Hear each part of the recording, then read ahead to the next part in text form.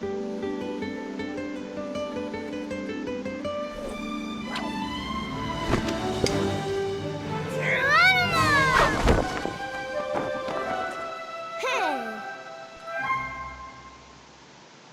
civilization has always known conflict. But it wasn't until the 20th century that the scope magnified to such a bloody scale as to engulf the entire world.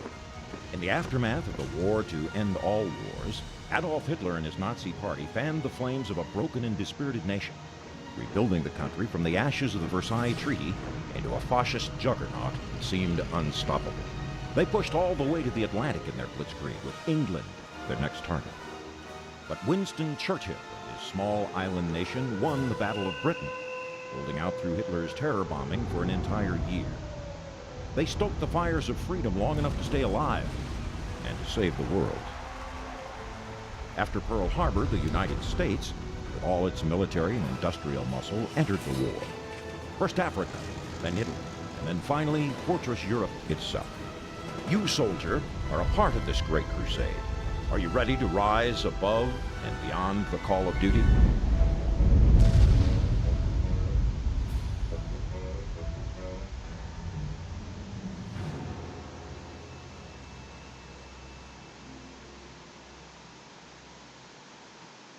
Good morning, Lieutenant.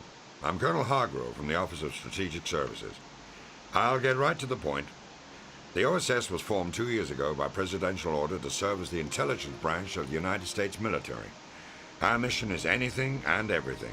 Espionage, sabotage, subversion, search and rescue, you name it, we do it.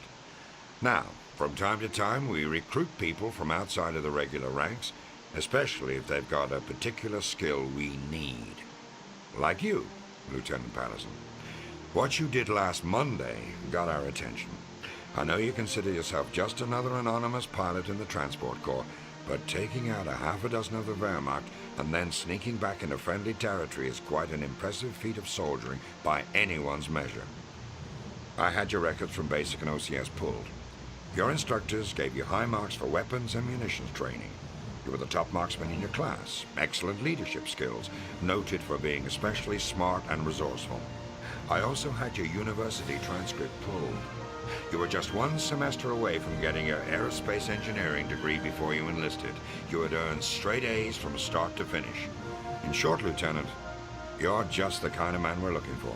But it's completely up to you whether you want to join us or not. Unfortunately, there's not much time to make a decision, so if the answer is yes, you'll be on a plane within the hour heading back to France. If it's no, you'll be ordered to forget we ever had this conversation. So, Lieutenant Patterson, what will it be?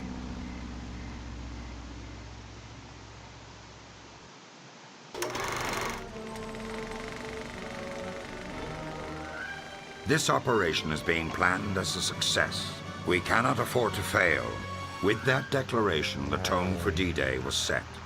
Allied troops were towed across the Channel, seated inside gliders, whose pilots had only one chance for a successful landing. Thousands more traveled to France aboard Higgins boats, amphibious landing craft that were the key to the Allied triumph on D-Day. But the fight for Europe was just beginning, and not everything was going according to plan. Congratulations on your first mission. You've gotten a rather dramatic introduction to life in the OSS. I have every confidence you're going to make me look like a genius for recruiting you. Your new assignment is a dangerous one. We're sending you back into enemy territory, but this time you're going undercover as a Wehrmacht captain. Now, the Germans have carried over some bad habits from the last World War. One is a love for grossly oversized pieces of artillery. You may have heard of the railguns Dora and Gustav. Well, meet their new sister, Greta. It became fully operational last week. This is the only clear photo we've been able to get because they keep hiding the damn thing. They've spent the last 7 days shooting it at the Channel. This was a fuel tender, and this was a hospital ship.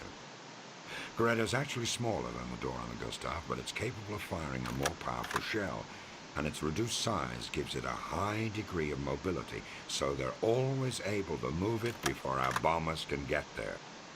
That's why we're sending you in to do it by hand. Your transport leaves at 1900 hours. Knock her out of commission, Lieutenant. Good luck.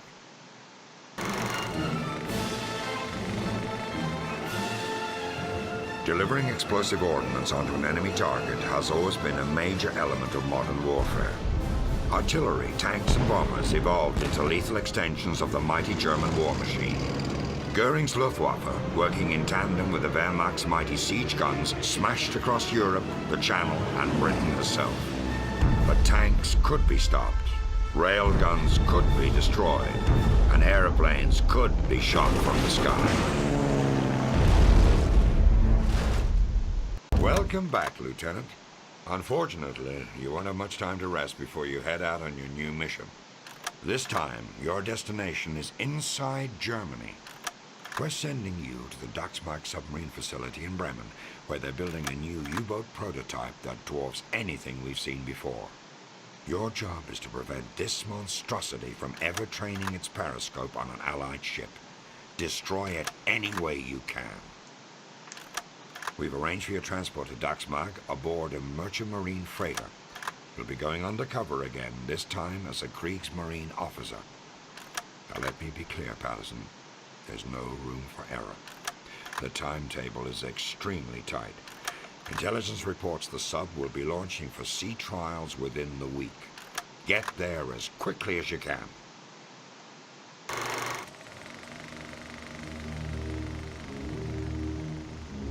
The unseen terror is always the most frightening.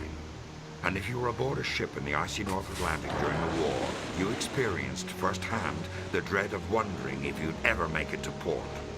From facilities like Dachsmark, hundreds of German U-boats were launched to hunt in their deadly wolf packs. But the Allies fought back. Sub-hunting planes searched endlessly for U-boat periscopes, and when they found one, the results could be devastating.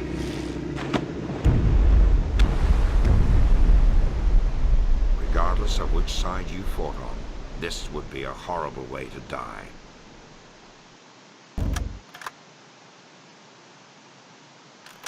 This is the latest reconnaissance from the Siegfried Line.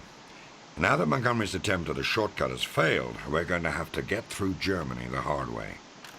This is the Moselle River near Metz, and this is Fort Schmerzen, which is proving to be one tough nut to crack. Thick concrete walls, artillery, machine gun emplacements, dragon's teeth. It's a briar patch of German defenses. Now what you see in the recon is only the tip of the iceberg. These forts go incredibly deep, sometimes 4 or 5 levels down into the earth. They're completely self-sustaining. They have their own command and control centers, radio rooms, supply bays, dormitories, and kitchens. Jerry can stay down there for weeks, even months at a time. And of all these fortifications, Schmerzen is the biggest of the lot. While we've been able to knock out some of the smaller forts, Schmerzen has remained impenetrable. They keep pouring resources of men and equipment into it, even though it doesn't make much tactical sense now that we can effectively flank the position. Unless, that is, something sinister is going on down there that we don't know about. And that is what is scaring us. I'll be honest with you, son. You're not the first agent we've tried to send in there. But it's imperative that we find out what the Germans are up to, so that's why I've personally assigned you this mission. The Nazis are hiding something deep inside Fort Schmerzen, and my gut tells me it's something bad. Along with tanks and artillery, a key ingredient of the 1939 Blitzkrieg was the Stuka dive bomber. Its powerful cannons could rip through any piece of armor, and the Stuka's telltale whistle as it dove towards its target became as powerful a psychological weapon as any of its explosive bombs.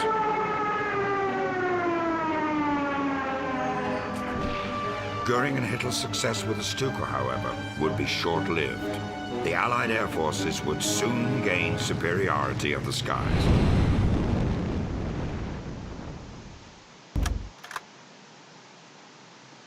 I've got good news and bad news for you, Lieutenant. The good news is that your security clearance has been elevated. The bad news is that we're sending you to Norway in the middle of winter. This all has to do with Germany's attempt to build something called an atomic bomb. I'm no scientist, but if I understand the specs correctly, this weapon could instantly turn the tide of war in Germany's favor. From almost the first day they occupied Norway, the Germans took control of the Norsk hydro plant near the town of Ryuken in the Telemark region. Apparently this facility is capable of producing a substance that OSRD has designated heavy water, which is a key in making one of these bombs work. There have been some daring raids throughout the war on this plant, but apparently it has never been completely knocked out of commission. Last week, the Norwegian resistance reported that it was back up and running at full capacity.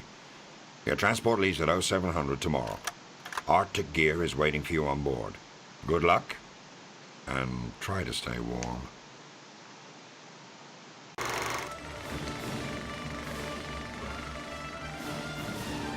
The Nazis poured countless man-hours and Reichsmarks into their various secret weapons programs, especially in the area of jet propulsion.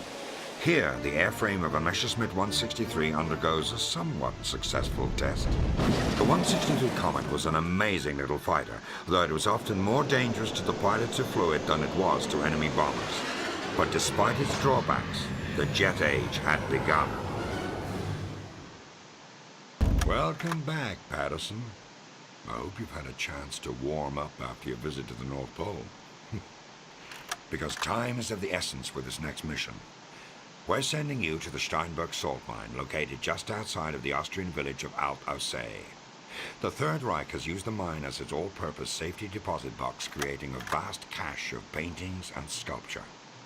The Nazis have had over 6 years to plunder the riches of Europe.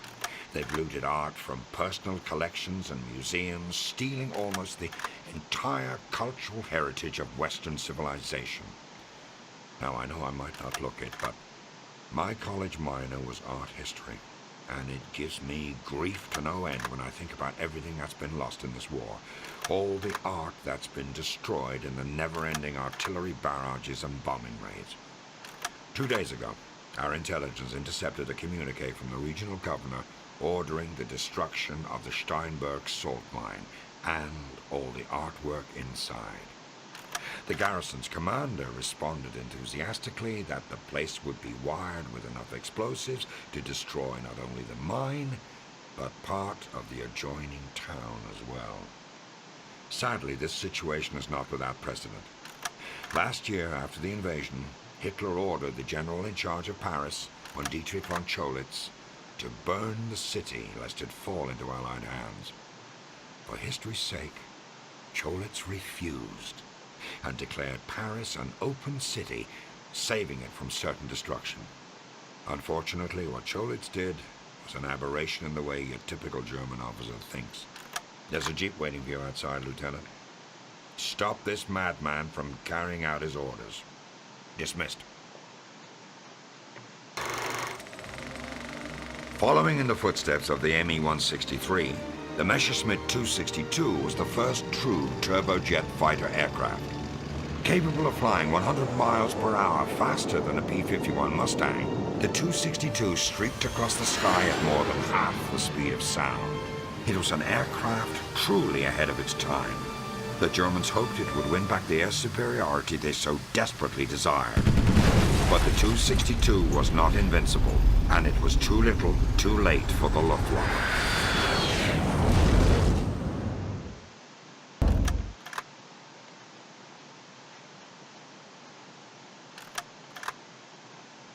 This war is going to end soon, and unfortunately so may the Grand Alliance that won it. Ike's going to let the Soviets into Berlin first, and once that happens, everything will change. The spoils of this war are not going to be land or riches, but scientific research. The Germans have a huge head start in jet propulsion and rocketry, technology that's going to change the world we live in. This mission that you begin today is why you were brought into the OSS.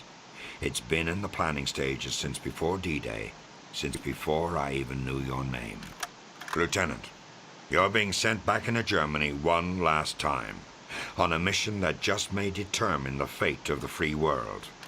150 miles southwest of Berlin lies the Harz Mountain Range. Buried deep inside it is the Nordhausen Mittelwerk plant. where the Nazis have been building their rockets ever since the Peenemünde raid in '43. The facility is run by the SS, and the toughest of their Waffen divisions are stationed there. The Germans consider the V2 program their last hope, and they'll protect it at all costs. We need to learn everything the Germans know, and bluntly, we can't let the Soviets find out. Your mission is to turn their own terror weapon against them, capture their research, analyze it the best you can, then use it to destroy the facility. I've been told that luck is when opportunity meets preparedness. If that's the case, Lieutenant, I wish you all the luck in the world. I hope to see you back in London soon.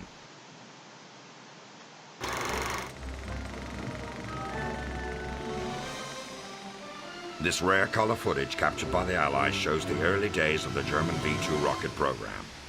Capable of hitting targets as far away as London, these so-called vengeance weapons were of great interest to the High Command.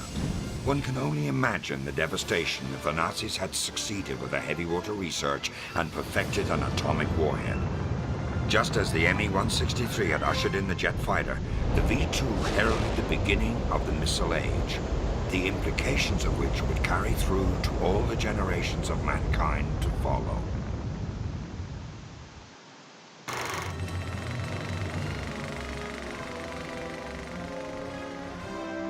General Eisenhower informs me that the forces of Germany have surrendered to the United Nations.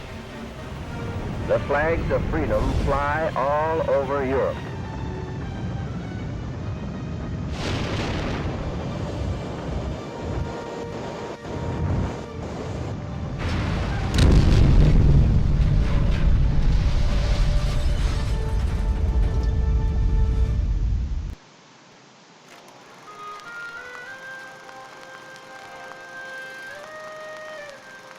Ihre Papiere, bitte.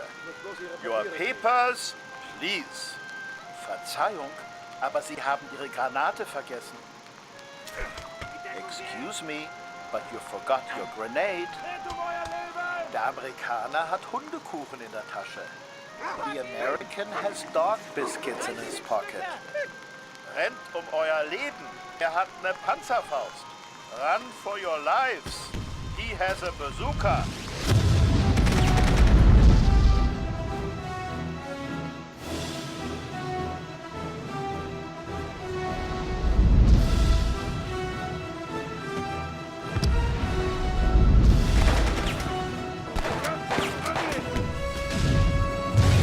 Electronic Arts and DreamWorks Interactive present Medal of Honor. Prepare for your finest hour.